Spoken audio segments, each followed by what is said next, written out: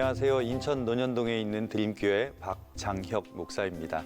앞으로 10주 동안 느헤미야를 여러분과 함께 보려고 합니다.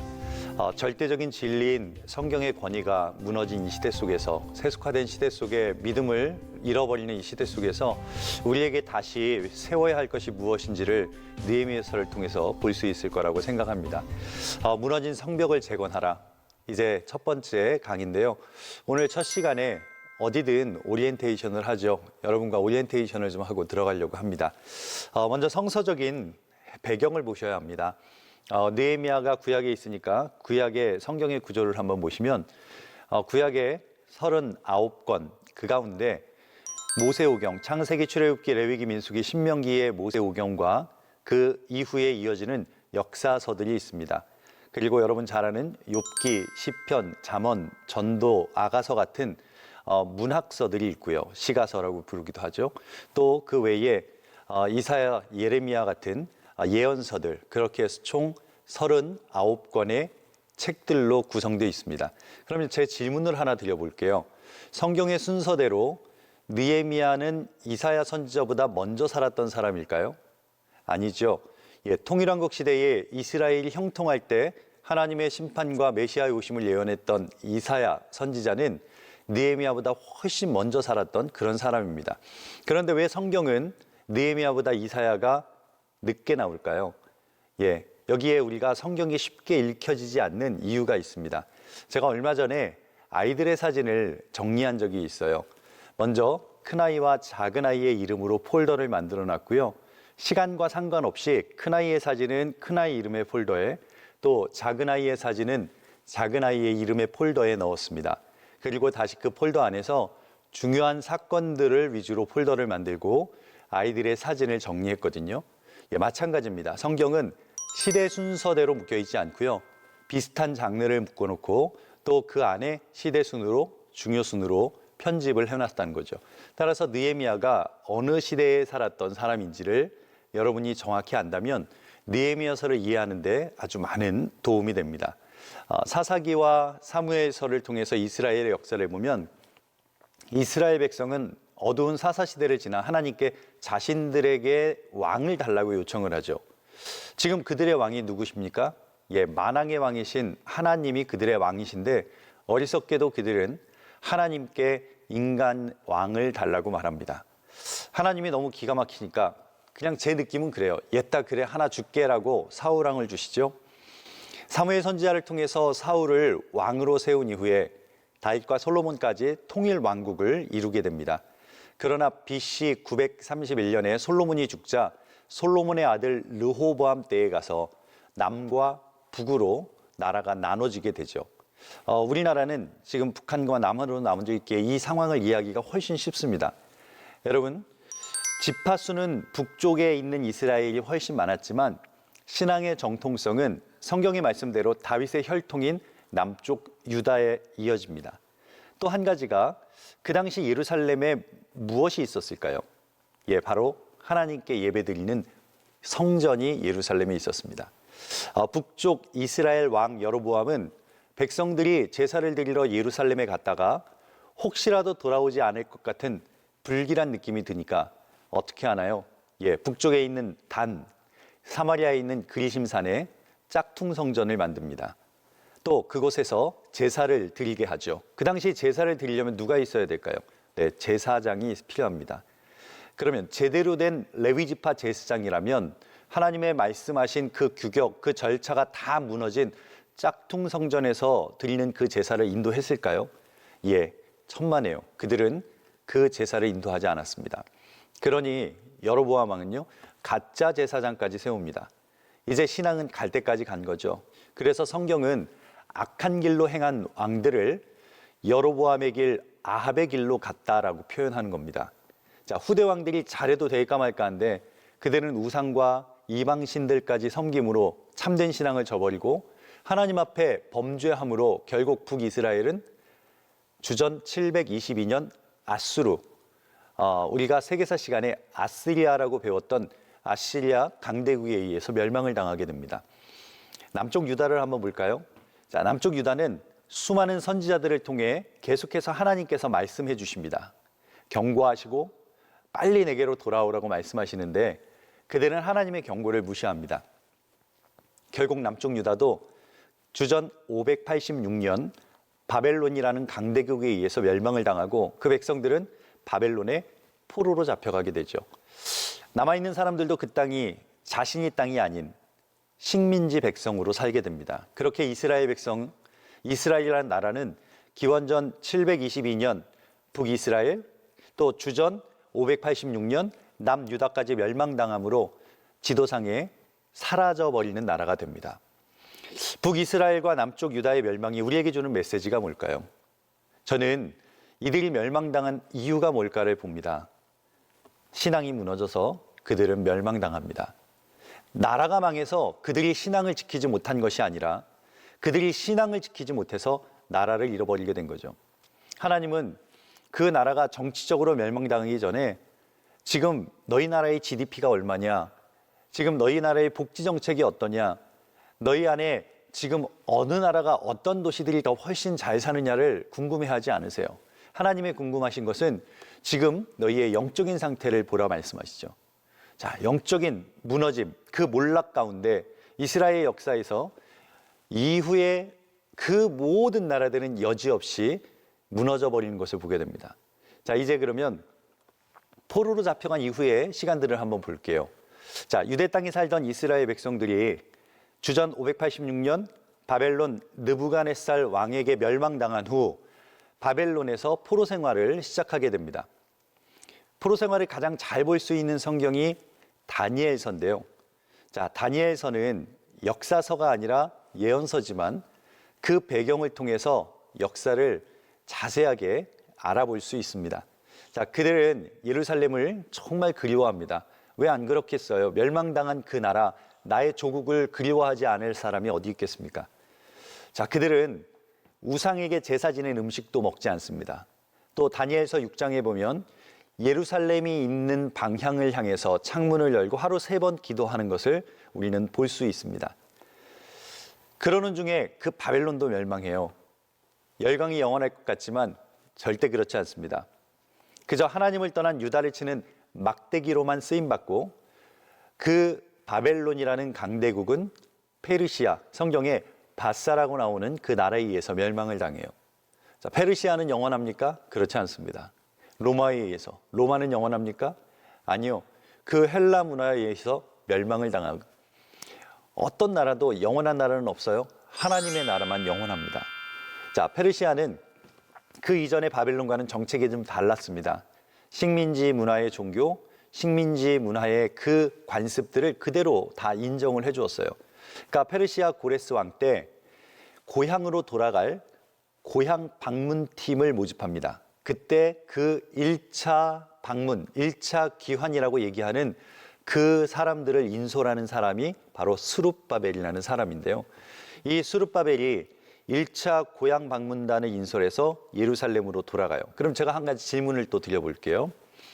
그들이 포로 생활을 하다가 고향인 예루살렘으로 돌아갔을 때 제일 먼저 그들에게 필요했던 건 뭘까요? 그들이 가장 먼저 하기를 원했던 건 뭘까요? 집일까요? 아니면 편안히 살 수 있는 모든 기반시설이 갖춰 있는 신도시일까요? 아니요. 그들은 성전을 다시 세우기를 원했습니다. 그래서 1차 귀환, 주전 537년에 스룹바벨이 초토화된 솔로몬의 성전을 재건하게 되죠. 그들에게는 이 성전의 재건이 단순히 건물을 다시 짓는 문제가 아니라 그들의 믿음을 다시 세우는 상징이었습니다. 이제 주전 458년 페르시아의 아닥사스다 왕 때 2차 고향 귀환팀이 꾸려지게 돼요. 이때 인솔자가 누구냐? 에스라입니다. 지금 성전은 이미 1차 귀환 때 스룹바벨에 의해서 재건이 된 상태입니다. 1차 귀환 때 스룹바벨이 성전을 재건했기 때문에 하드웨어는 있는데 자, 지금 그 땅에 돌아간 사람들 100년이 넘도록 신앙을 잃어버리고 나라를 잃어버렸던 바벨론에 처음 갔던 그 포로의 2세, 3세, 4세들을 그들에게 가르쳐줘야 될 건 뭘까요? 신앙이었습니다. 믿음이었습니다. 그들에게 잃어버린 하나님을 가르쳐주는 것이 그들에게 꼭 필요했어요. 그래서 신앙의 회복을 위해서 에스라는 말씀을 선포하고 또 역대상하와 같은 유다의 역사를 정리해서 그들에게 교육 교재로 사용합니다.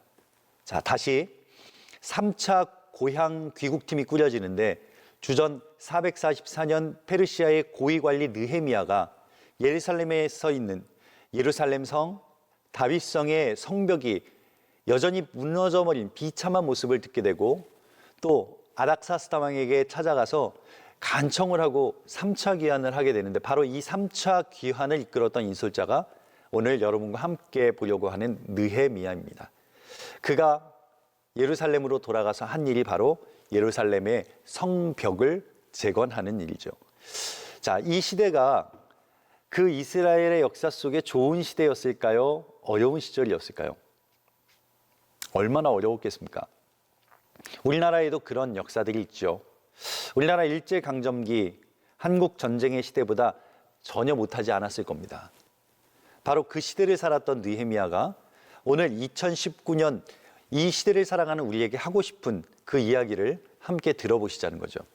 자, 오늘 1장만 볼 텐데 1장부터 7장까지는 느헤미야 성벽을 재건하는 이야기가 나옵니다. 오늘 본문 1장 1절 말씀을 함께 보시면 하가랴의 아들 느헤미야의 말이니라. 아닥사스다 왕 제20년 기스를 월에 내가 수산궁에 있는데, 자, 아닥사스다 왕 이제 조금 들어오시죠?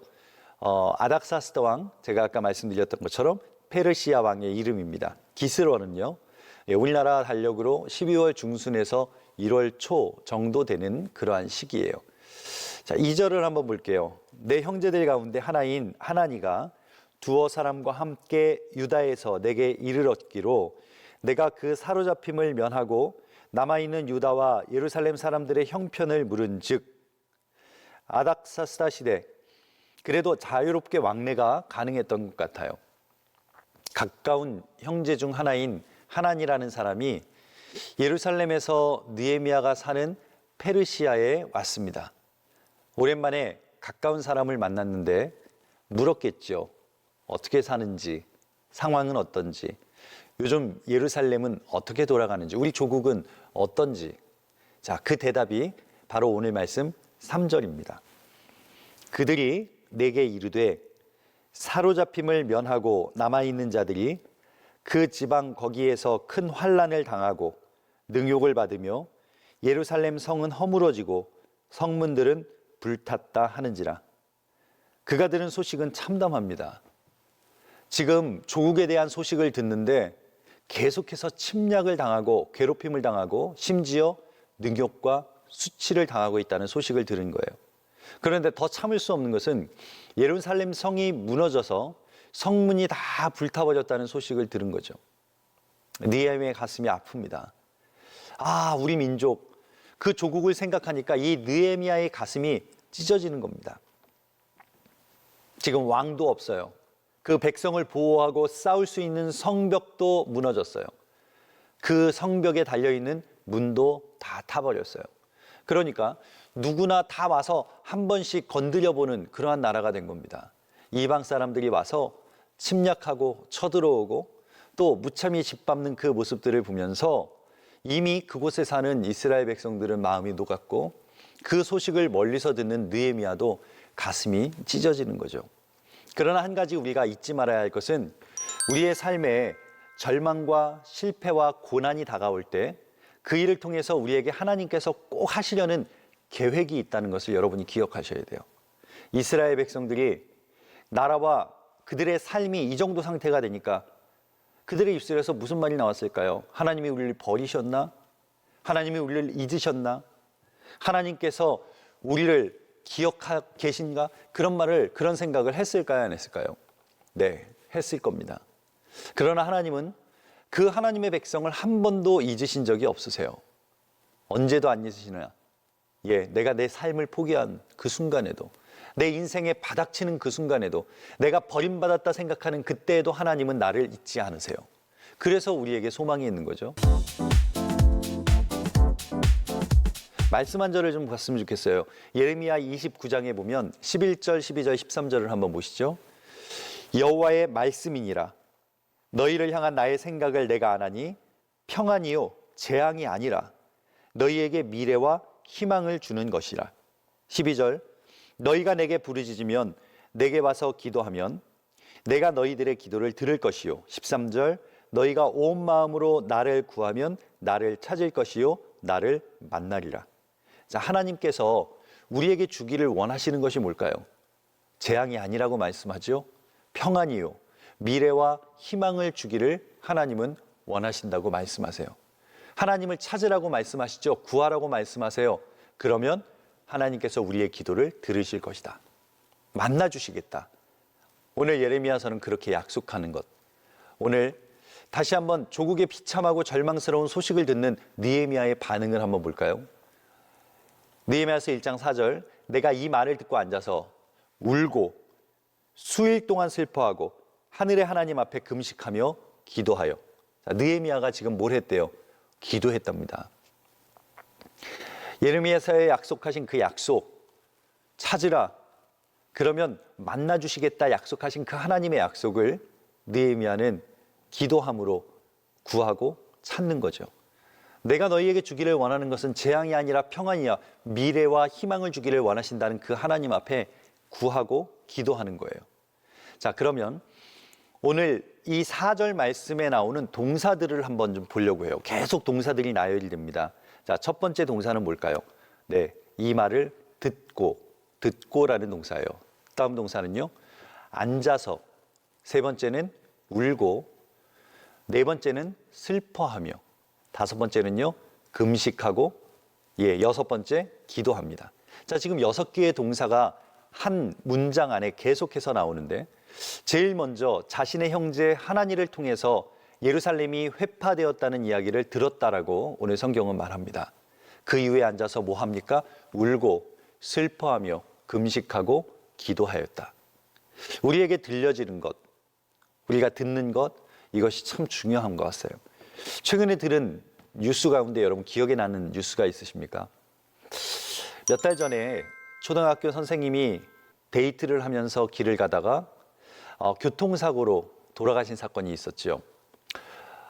저에게도 너무나 안타까운 뉴스였지만 만약에 그 뉴스를 지금 한참 눈에서 막 하트가 나오는 연인들이 그 뉴스를 봤을 때 느끼는 감정과 제가 느끼는 안타까움과는 조금의 거리가 있을 겁니다. 가끔 군대에서 사고 났다는 뉴스가 나올 때 지금 아들을 군대에 보내놓고 기도하는 부모와 이제 막 돌진한 기어다니는 아이를 키우는 엄마의 마음은 다를 겁니다.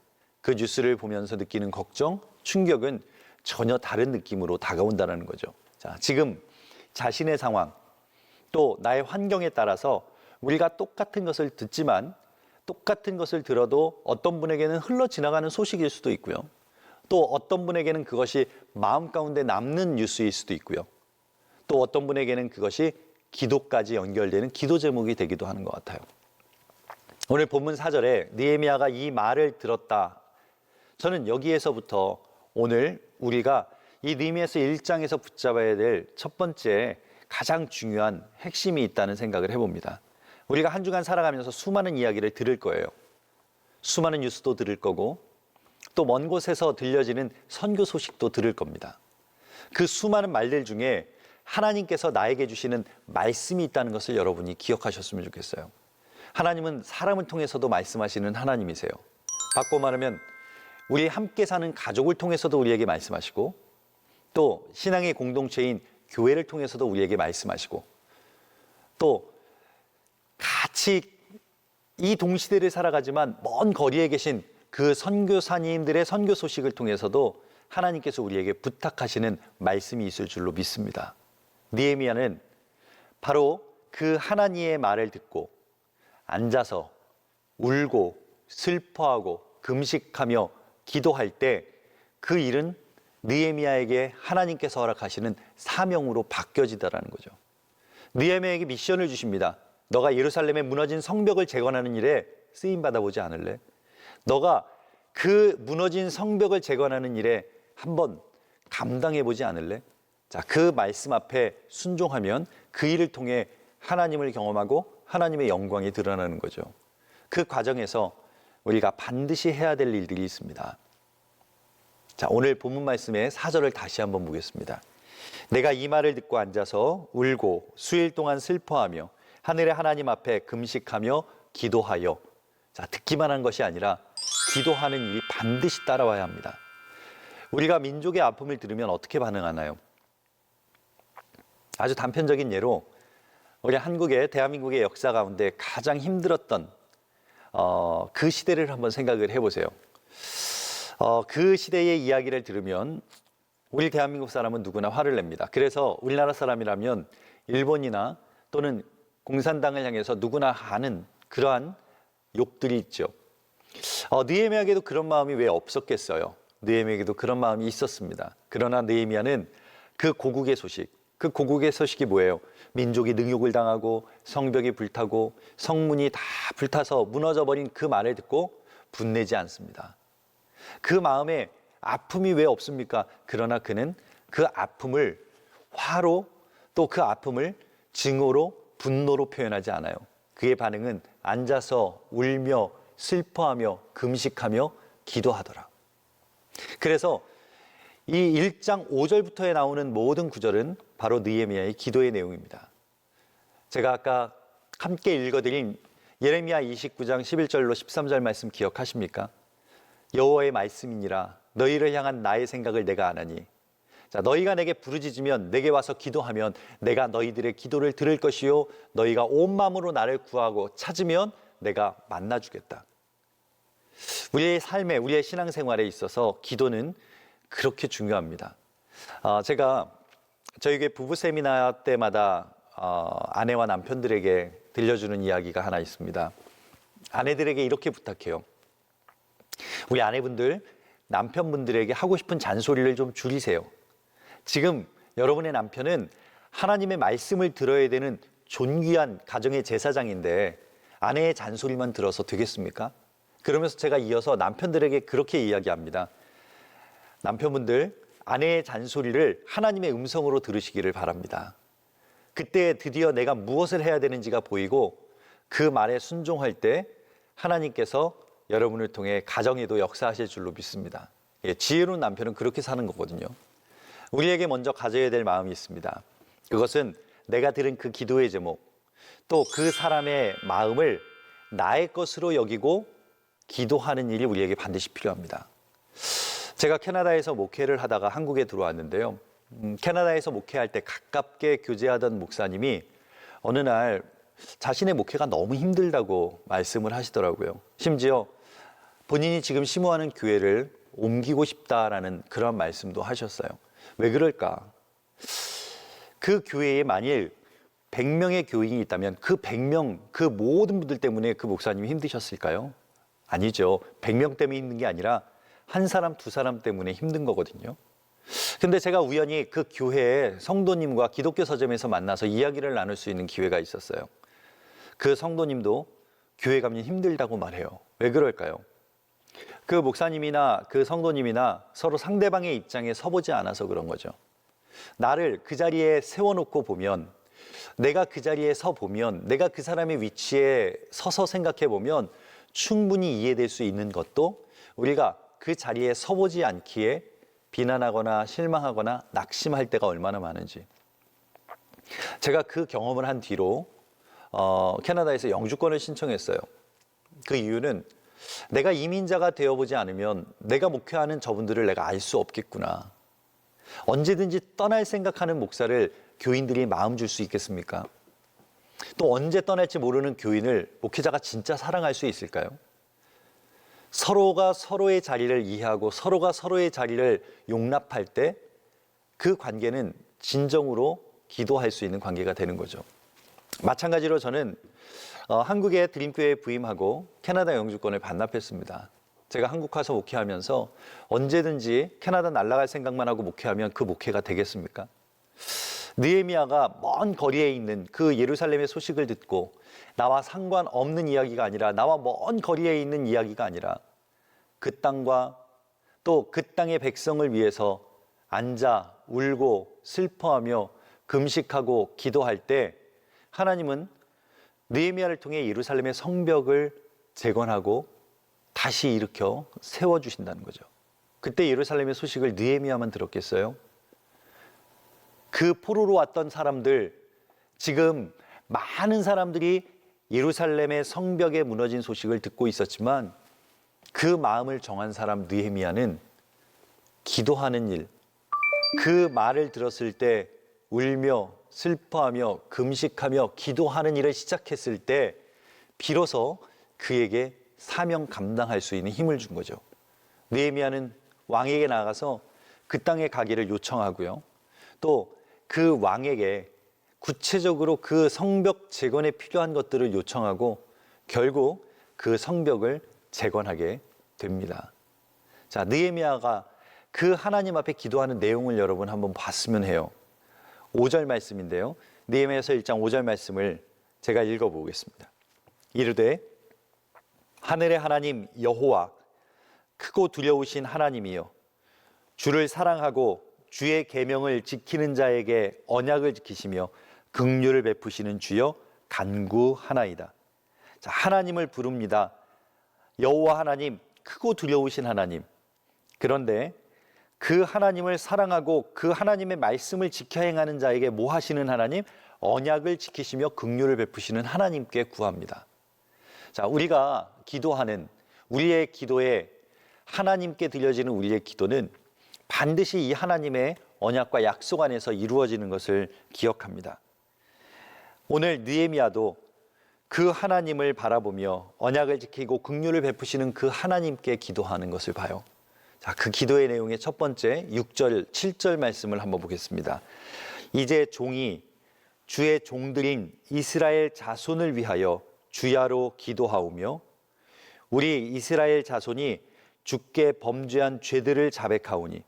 지금 느헤미야가 기도하는 기도의 내용이 뭡니까? 네, 이스라엘 자손을 위하여 기도한답니다. 또 주께 범죄한 그들의 죄를 지금 누가 자복하고 회개해요? 느헤미야가 자복하는 것을 봅니다. 이어서 주는 귀를 기울이시며 눈을 여시사 종의 기도를 들으시옵소서. 나와 내 아버지의 집이 범죄하여. 지금 느헤미야가 죄 지은 것 없어요? 아니, 있어도 지금 그 성벽이 무너진 것과는 별개의 문제였을 거예요. 그런데 그가 무슨 기도를 해요? 내 아버지 집이 범죄해서 7절 주를 향하여 크게 악을 행하여 주께서 모세에게 명령하신 계명과 율례와 규례를 지키지 아니하였음을 고백하고 회개합니다. 지금 느헤미야는 자신의 죄가 아닌 그 민족의 죄를 자복합니다. 느헤미야는 자신의 불신앙이 아닌 이스라엘 백성들의 불신앙을 회개하고 있다는 거예요.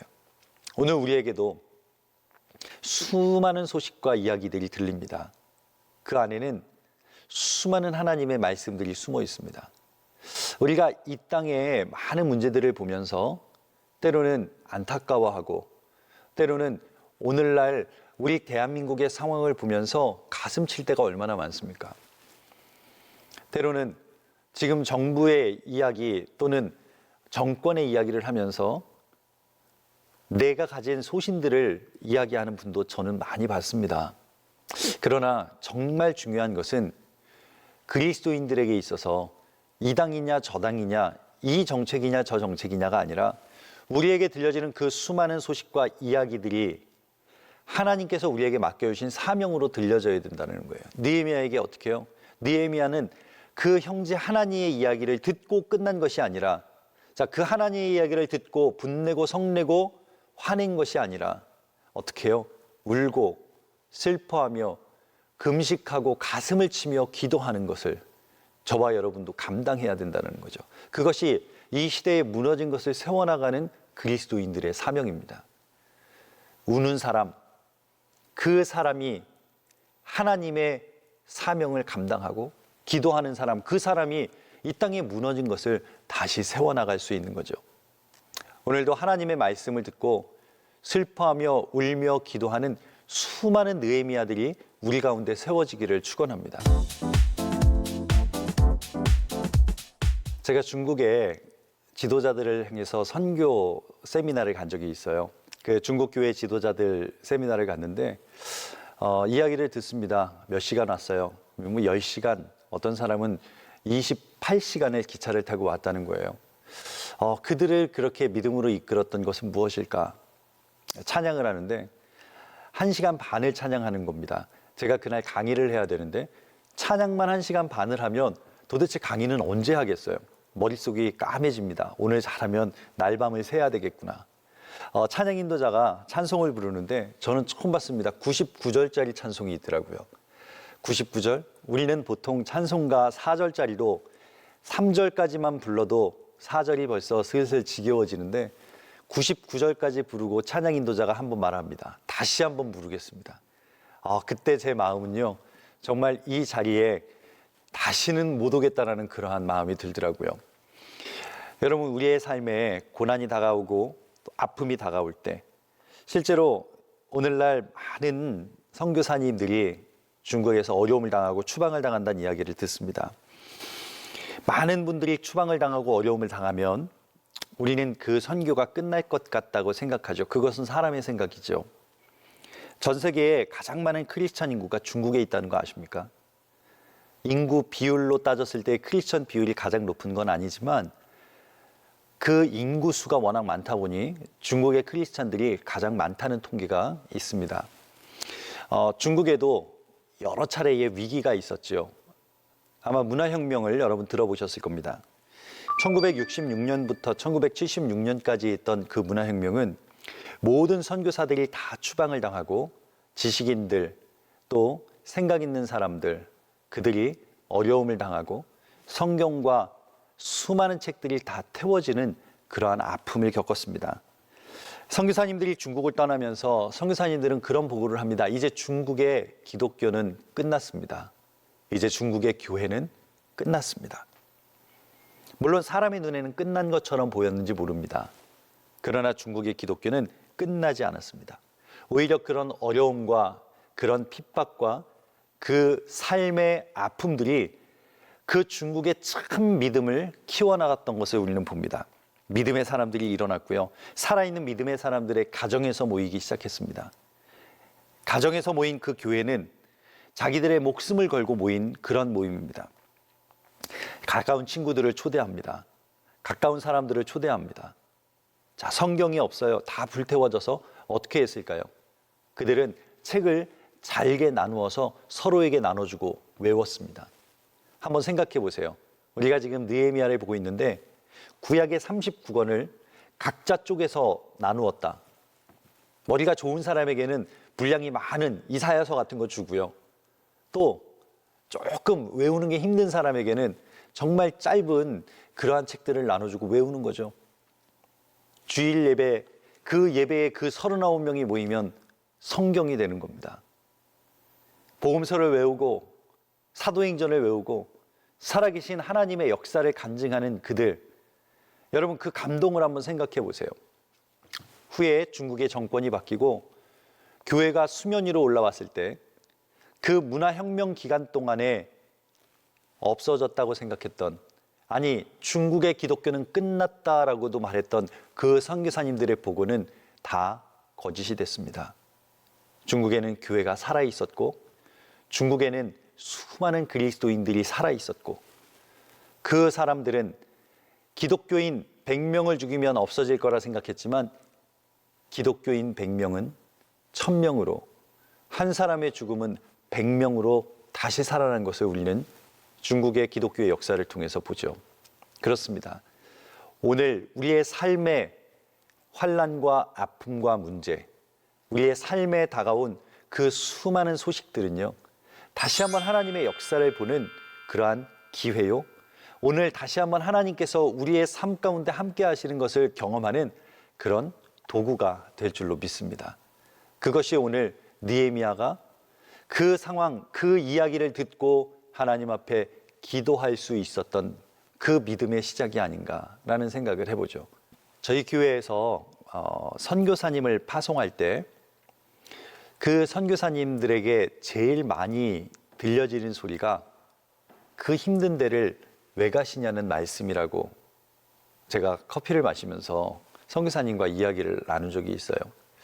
지금 아직까지 복음을 듣지 못한 그 미전도 종족을 향해서 나가는, 아직까지 복음을 전하는 것이 허용되지 않는 그 나라를 향해서 가는 성도님들의 마음은 이해되지만, 그 선교사님들이 자기의 모든 가족들을, 아이를 데리고 그 땅으로 향하여 나아갈 때 주신 하나님의 사명이 분명히 있는데, 우리가 때로는 그 부르심을 모르고 때로는 내 기준과 내 생각으로 그 선교사님들을 향하여서 왜 가냐, 힘든데 왜 가냐라고 말하는 것. 여러분, 이것은 우리가 하나님의 놀라운 뜻을 잘 알지 못할 때에, 하나님께서 우리에게 맡겨주신 사명을 모를 때에 할 수 있는 말 아닐까요? 특히 평신도 선교사님들이 전문직이나 또는 고급 연봉을 받던 분들이 자신의 직장과 자신의 병원을 닫고 선교지로 나가는 모습을 보면요, 더 그런 이야기를 많이 하시는 것 같아요. 그분들이 가는 분명한 이유는 하나님의 부르심이 있기 때문에 가는데, 자, 동시에 제가 우리에게도 묻고 싶어요. 왜 우리는 그런 질문을 할까요? 아니면 제가 질문을 조금 바꿔서, 왜 우리는 그럼 떠나지 않고 여기 있을까요? 저는 이유는 같다라고 생각을 해요. 아니, 같아야 된다라고 생각합니다. 그 선교사님들께서 편안한 삶을 놔두고 하나님의 부르심을 따라 그 땅, 그 나라에 가는 것과 우리가 지금 이 나라, 이 땅에 살고 있는 이유는 같아야 된다고 생각해요. 바로 하나님의 부르심이죠. 하나님의 사명입니다. 지금 우리가 여기 살아도 우리도 주를 위해 살아야 된다는 거예요. 요즘 아이들을 보면요, 어떤 게 더 좋은지 아이들이 훨씬 더 잘 알더라고요. 아이들은요, 장난감 중에도 어떤 게 더 신형인지를 금방 알더라고요. 어디서 살아야 편한지 애들도 압니다.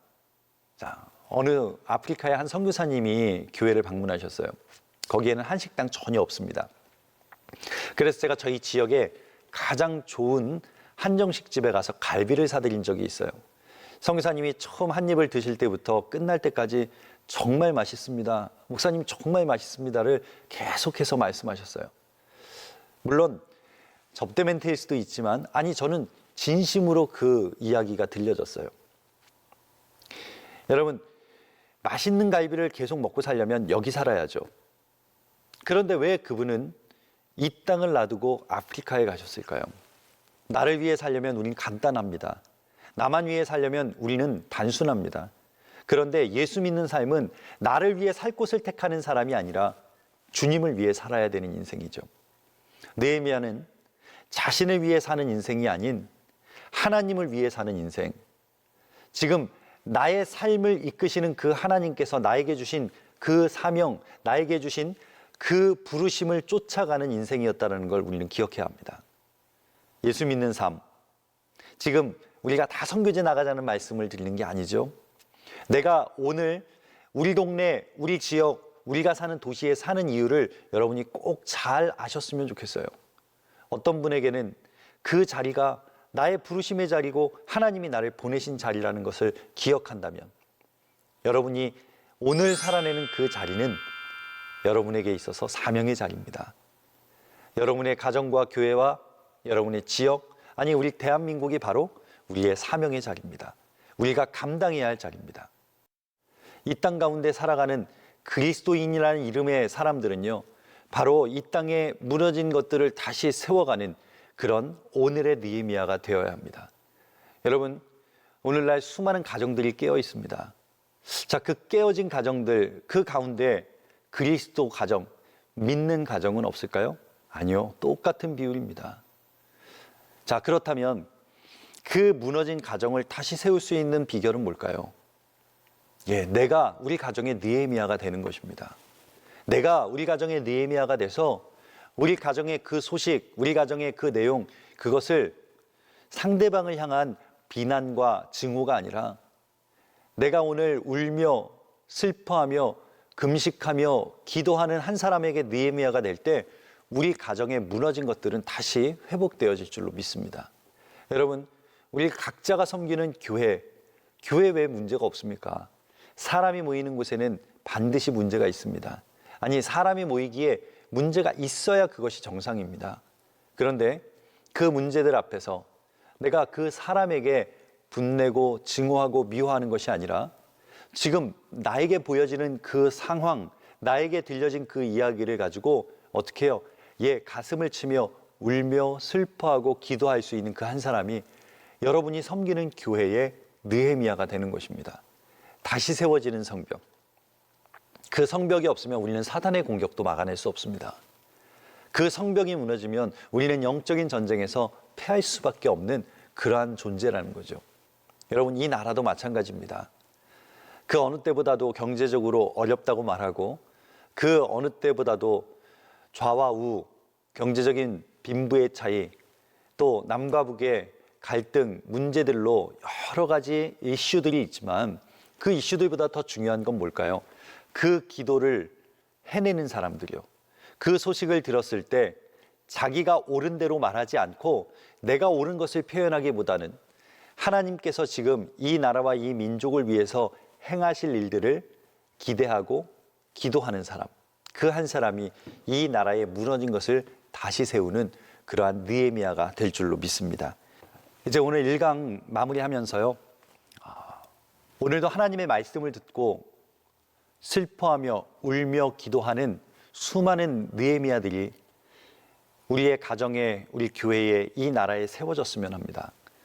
그 느헤미야 한 사람을 통해서 세워지는 그 믿음의 성벽들은 오늘 이 땅을 하나님의 나라로 세워가는데 기둥이 되고 초석이 될 거라고 생각을 해요. 한 사람을 통해서 하나님 그 무너진 곳을 세워갑니다. 여러분이 그 한 사람이 되시기를 바랍니다. 믿음은 오늘 하루를 살아내는 사람들에게 있어서 가장 큰 원동력입니다. 여러분이 인생 무엇을 위해서 쓰시겠습니까? 어떤 분은 자신의 인생의 꿈이 99세에 골프장에서 죽는 게 꿈이랍니다. 물론 그러려면 99세까지 건강도 해야 하고 경제력도 있어야 되고 또 99세에 좋은 사람들도 같이 있어야 되겠죠. 그런데 여러분, 주의 일을 하다 죽기 쉽지 않습니까? 정말 하나님의 사명을 하다 죽고 싶지 않습니까? 만일 그렇다면 그것이 바로 여러분의 삶의 자리에서 가장 위대한 느헤미야로 살 수 있는 일이겠죠. 여러분, 우리의 인생은 주님이 계시지 않으면 작품이 없는 껍데기 액자에 불과합니다. 액자가 너무 튀면 작품이 죽습니다. 우리의 인생을 나를 위해 사는 인생이 아니라 하나님이 부르신 그 사명을 쫓아 살아가는 저와 여러분 되시기를 축원합니다. 다음 시간에 뵙겠습니다.